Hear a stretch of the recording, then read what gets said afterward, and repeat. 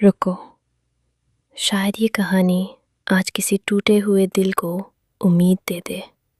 ایک خاتون بتاتی ہیں، میری شادی کو کئی سال گزر چکے تھے، لیکن میری گود خالی تھی۔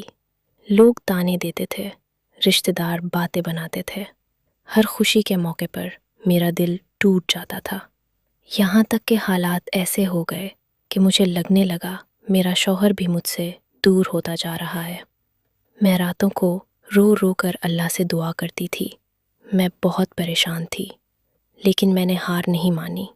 میں نے 5 وقت کی نماز کی پابندی شروع کی، روزانہ قرآن کی تلاوت کرنے لگی اور کثرت سے استغفر اللہ پڑھنا شروع کر دیا۔ میں ہر دن تقریباً 7,000 مرتبہ استغفار کرتی تھی۔ دن گزرے، مہینے گزرے، اور میں اللہ سے امید لگائے رہی۔